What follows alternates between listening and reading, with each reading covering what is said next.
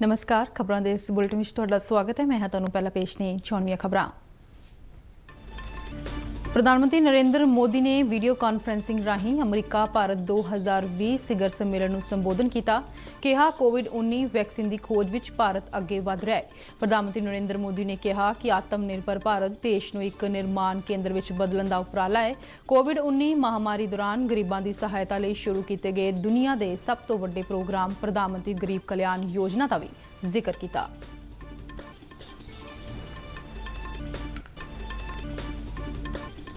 भारत ने चीन को कहा है कि वह सरहदी खेत्रों में शांति बहाली के यत्नों में ईमानदारी नाल सहयोग करे।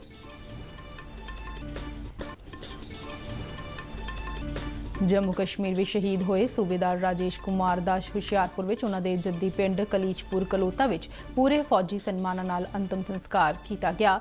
मुख्यमंत्री वालों शहीद के परिवार को 50 लाख की सरकारी सहायता और एक परिवारक मैंबर को सरकारी नौकरी देने का ऐलान।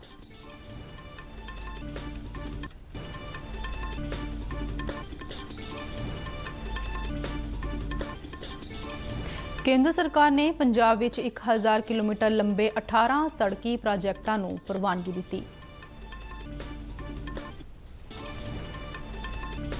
वंदे भारत मिशन के 6वें पड़ाव तहत इस महीने 2 लाख तो वध लोगों को भारत लिया जाएगा।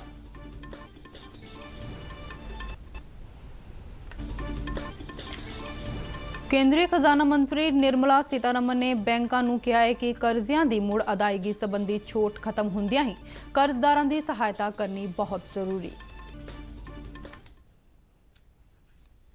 ते हुण खबरां विस्तार नाल। प्रधानमंत्री नरेंद्र मोदी ने वीडियो कॉन्फ्रेंसिंग राही अमरीका भारत 2020 शिखर सम्मेलन में संबोधन किया। 31 अगस्त तो शुरू हुए इस 5 दिना सम्मेलन का थीम है अमरीका भारत के सामने मौजूद नवीं चुनौतियां।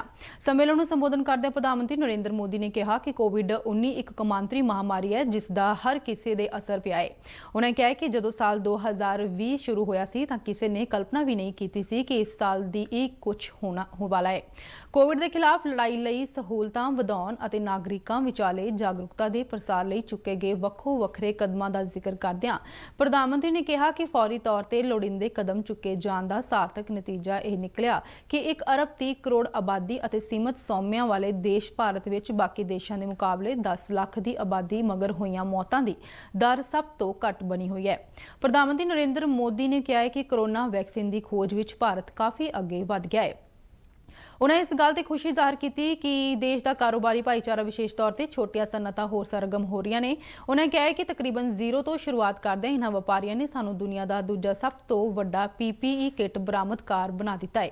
प्रधानमंत्री ने रेल सड़क और हवाई संपर्क मार्गों को मजबूत बनाने का भी जिक्र किया। उन्हें GST का जिक्र करदिआं कहा कि इस नाल ईमानदार टैक्स देने वालों को फायदा होगा और व्यापार में इकसारता आउण विच मदद मिलेगी। उन्हें दुनिया के पूंजीकारां को भारत में निवेश ਲਈ ਸੱਦਾ ਦਿੱਤਾ। प्रधानमंत्री नरेंद्र मोदी ने कहा कि देश की 1.3 अरब की आबादी आत्मनिर्भर भारत के मिशन पर काम कर रही है।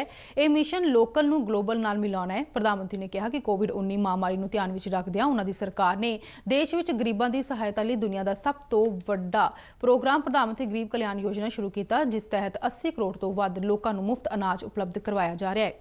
प्रधानमंत्री ने खेती खेत्र में सुधारां दे नाल मोबाइल इलैक्ट्रॉनिक डॉक्टरी उपकरणों और दवाइयां के खेत्र में शुरू की गई प्रोत्साहन योजनावां का जिक्र किया। उन्होंने कहा कि भारत में अज एक अजिही सरकार है जिहड़ी नतीजों में यकीन रखती है। उन्होंने सरकार लिए ईज ऑफ लिविंग के नाल ईज गोइंग बिजनेस भी अहम है। उन्होंने कहा कि भारत एक अजिहा देश है जिथे 65% आबादी 35 साल तो घट उम्र वालों की है। इस नौजवान पीढ़ी के मोढिआं ते देश के भविख की जिम्मेवारी है। 0.3 billion Indians have embarked on one mission to make an Atmanirbhar Bharat for our self-reliant India. Atmanirbhar Bharat merges the local with global. It ensures India's strength Bharat ਨੇ ਇੱਕ ਵਾਰ ਫੇਰ ਦੁਹਰਾਇਆ ਹੈ ਕਿ ਪਿਛਲੇ 4 ਮਹੀਨਿਆਂ ਤੋਂ ਸਰਹੱਦੀ ਖੇਤਰਾਂ ਵਿੱਚ ਜਾਰੀ ਤਣਾਅ ਅਤੇ LAC ਤੇ ਬਣੀ ਮੌਜੂਦਾ ਸਥਿਤੀ ਲਈ ਚੀਨ ਦੀ ਸਰਗਰਮੀਆਂ ਜ਼ਿੰਮੇਵਾਰ ਨੇ। ਚੀਨ ਇੱਕ ਪਾਸੜ ਕਾਰਵਾਈ ਰਾਹੀਂ ਅਸਲ ਕੰਟਰੋਲ ਲਾਈਨ ਤੇ ਸਥਿਤੀ ਨੂੰ ਬਦਲਣ ਅਤੇ ਲਈ ਗਲਤ ਢੰਗ ਤਰੀਕੇ ਅਪਣਾ ਰਿਹਾ ਹੈ। ਭਾਰਤ ਨੇ ਚੀਨ ਨੂੰ ਇੱਕ ਵਾਰ ਫੇਰ ਤੋਂ ਕੜੇ ਸ਼ਬਦਾਂ ਵਿੱਚ ਅਪੀਲ ਕੀਤੀ ਹੈ ਕਿ ਉਹ ਇਹਨਾਂ ਖੇਤਰਾਂ ਵਿੱਚ ਤੇਜ਼ੀ ਨਾਲ ਸ਼ਾਂਤੀ ਬਹਾਲੀ ਲਈ ਭਾਰਤ ਵੱਲੋਂ ਕੀਤੇ ਜਾ ਰਹੇ ਉਪਰਾਲਿਆਂ ਵਿੱਚ ਇਮਾਨਦਾਰੀ ਨਾਲ ਸਹਿਯੋਗ ਕਰੇ। ਭਾਰਤ ਨੇ ਚੀਨ ਨੂੰ ਫੌਜਾਂ ਪਿੱਛੇ ਹਟਾਉਣ ਵਿੱਚ ਕਥਿਤ ਢਿੱਲ ਮੱਥ ਵਰਤਣ ਅਤੇ ਤਣਾਅ ਪੈਦਾ ਕਰਨ ਵਾਲੀਆਂ ਸਰਗਰਮੀਆਂ ਨੂੰ ਅੰਜਾਮ ਨਾ ਦੇਣ ਦਾ ਸੁਝਾਅ ਵੀ ਦਿੱਤਾ।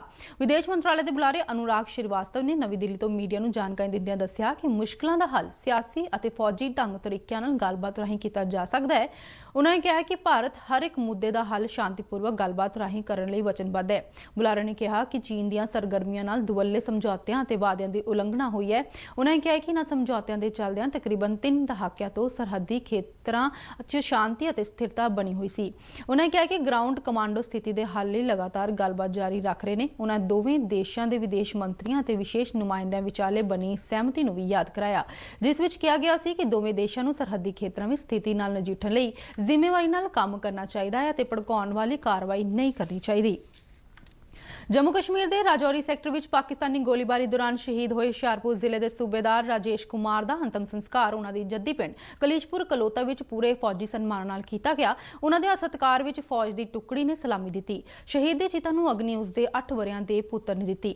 ਜ਼ਿਲ੍ਹਾ ਪ੍ਰਸ਼ਾਸਨ ਵੱਲੋਂ ਡਿਪਟੀ ਕਮਿਸ਼ਨਰ ਅਪਨੀਤ ਰਿਆਤ ਨੇ ਸ਼ਹੀਦ ਨੂੰ ਸ਼ਰਧਾ ਦੇ ਫੁੱਲ ਭੇਟ ਕੀਤੇ। ਪੰਜਾਬ ਸਰਕਾਰ ਵੱਲੋਂ ਮੁਕੇਰੀਆ ਦੀ ਵਿਧਾਨਕਾਰ ਇੰਦੂ ਬਾਲਾ ਨੇ ਸ਼ਰਧਾਂਜਲੀ ਦਿੱਤੀ। ਇਸ ਮੌਕੇ ਵੱਖੋ ਵੱਖਰੇ ਸਿਆਸੀ, ਸਮਾਜਿਕ ਅਤੇ ਧਾਰਮਿਕ ਸੰਗਠਨਾਂ ਨੇ ਨੁਮਾਇੰਦਿਆਂ ਨੇ ਸਮੇਤ ਪ੍ਰਸ਼ਾਸਨਿਕ ਅਤੇ ਪੁਲਿਸ ਅਧਿਕਾਰੀ ਵੀ ਹਾਜ਼ਰ ਸਨ। ਸ਼ਹੀਦ ਦੀ ਮ੍ਰਿਤਕ ਦੇਹ ਦੇ ਪਿੰਡ ਵਿੱਚ ਆਉਣ ਤੋਂ ਪਹਿਲਾਂ ਹੀ ਨੌਜਵਾਨ ਤਿਰੰਗੇ ਹੱਥਾਂ ਵਿੱਚ ਫੜ ਕੇ ਮੋਟਰਸਾਈਕਲਾਂ ਤੇ ਕੌਮੀ ਹਾਈਵੇ ਤੇ ਖੜੇ ਸਨ। ਉਹਨਾਂ ਸ਼ਹੀਦ ਰਾਜੇਸ਼ ਕੁਮਾਰ ਅਮਰ ਰਹੇ ਅਤੇ ਜਦੋਂ ਤੱਕ ਸੂਰਜ ਚਾਂਦ ਰਹੇਗਾ ਰਾਜੋ ਤੇਰਾ ਨਾਮ ਰਹੇਗਾ ਦੇ ਨਾਰੇ ਲਾਉਂਦੇ ਹੋਏ ਅੰਤਮ ਯਾਤਰਾ ਦੀ ਅਗਵਾਈ ਕੀਤੀ।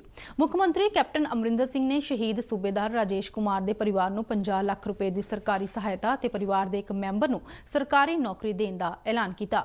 ਮੁੱਖ ਮੰਤਰੀ ਨੇ ਸ਼ਹੀਦ ਰਾਜੇਸ਼ ਕੁਮਾਰ ਨੂੰ ਇੱਕ ਨਿਡਰ ਅਤੇ ਬਹਾਦਰ ਯੋਧਾ ਦੱਸਦਿਆਂ ਕਿਹਾ ਕਿ ਉਹਨਾਂ ਦੀ ਸ਼ਹਾਦਤ ਆਉਣ ਵਾਲੀਆਂ ਪੀੜ੍ਹੀਆਂ ਲਈ ਪ੍ਰੇਰਨਾ ਸਰੋਤ ਬਣੀ ਰਹੇਗੀ।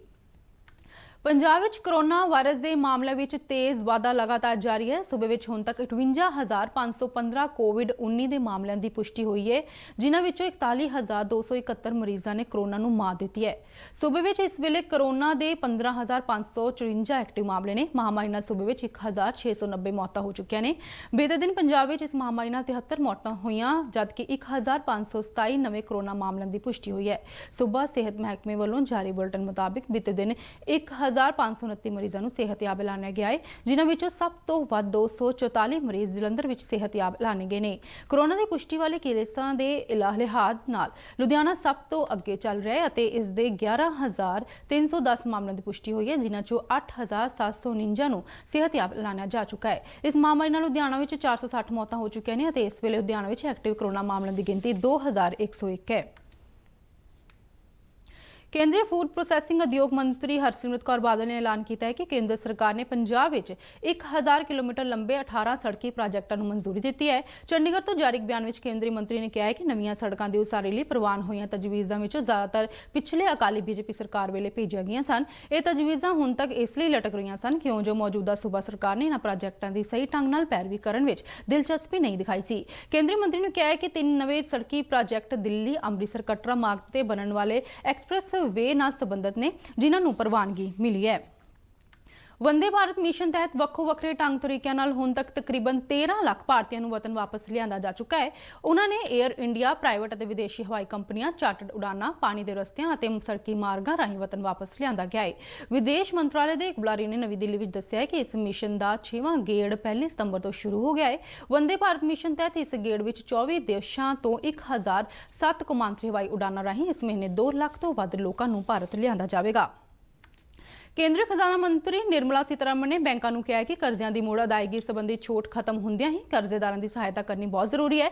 ਨਵੀਂ ਦਿੱਲੀ ਵਿੱਚ ਵਪਾਰਕ ਬੈਂਕਾਂ ਤੇ ਗੈਰ ਬੈਂਕਿੰਗ ਮਾਲੀ ਕੰਪਨੀਆਂ ਦੇ ਮੁਖੀਆਂ ਦੀ ਮੀਟਿੰਗ ਨੂੰ ਵੀਡੀਓ ਕਾਨਫਰੰਸਿੰਗ ਰਾਹੀਂ ਸੰਬੋਧਨ ਕਰਦਿਆਂ ਕੇਂਦਰੀ ਖਜ਼ਾਨਾ ਮੰਤਰੀ ਨੇ ਕਿਹਾ ਹੈ ਕਿ ਕੋਵਿਡ-19 ਤੋਂ ਪੈਦਾ ਹੋਈ ਸਥਿਤੀ ਦਾ ਕਰਜ਼ਦਾਰਾਂ ਦੀ ਕਰਜ਼ਾ ਲੈਣ ਦੀ ਪਾਤਰਤਾ ਤੇ ਬੈਂਕਾਂ ਵੱਲੋਂ ਕੀਤੇ ਜਾਣ ਵਾਲੇ ਮੁਲਾਂਕਣ ਉੱਪਰ ਮਾੜਾ ਅਸਰ ਨਹੀਂ ਪੈਣਾ ਚਾਹੀਦਾ। ਖਜ਼ਾਨਾ ਮੰਤਰੀ ਨੇ ਬੈਂਕਾਂ ਨੂੰ ਹਦਾਇਤ ਦਿੱਤੀ ਕਿ ਉਹ 15 ਸਤੰਬਰ ਤੋਂ ਪਹਿਲਾਂ ਕਰਜ਼ਿਆਂ ਦੀ ਵਸੂਲੀ ਸੰਬੰਧੀ ਆਪਣੀਆਂ ਯੋਜਨਾਵਾਂ ਤਿਆਰ ਕਰਨ, ਮਗਰੋਂ ਨਵੀਆਂ ਬਣਾਈਆਂ ਯੋਜਨਾਵਾਂ ਬਾਰੇ ਜਾਗਰੂਕਤਾ ਪੈਦਾ ਕਰਨ ਲਈ ਪੁਖਤਾ ਮੁਹਿੰਮ ਚਲਾਈ ਜਾਣੀ ਚਾਹੀਦੀ ਹੈ। ਉਹਨਾਂ ਬੈਂਕਾਂ ਨੂੰ ਇਹ ਵੀ ਸਲਾਹ ਦਿੱਤੀ ਕਿ ਉਹ ਕਰਜ਼ਿਆਂ ਦੀ ਵਸੂਲੀ ਸੰਬੰਧੀ ਆਪਣੀਆਂ ਨਵੀਆਂ ਯੋਜਨਾਵਾਂ ਅਤੇ ਉਸ ਨਾਲ ਜੁੜੇ ਸਵਾਲਾਂ ਦੇ ਜਵਾਬਾਂ ਦਾ ਵੇਰਵਾ ਹਿੰਦੀ, ਅੰਗਰੇਜ਼ੀ ਅਤੇ ਖੇਤਰੀ ਭਾਸ਼ਾਵਾਂ ਵਿੱਚ ਆਪੋ ਆਪਣੀਆਂ ਵੈਬਸਾਈਟਾਂ ਤੇ ਅਪਲੋਡ ਕਰਨ ਅਤੇ ਇਸ ਦੇ ਨਾਲ ਇਹਨਾਂ ਨੂੰ ਆਪਣੀਆਂ ਬ੍ਰਾਂਚਾਂ ਵਿੱਚ ਵੀ ਭੇਜਣ।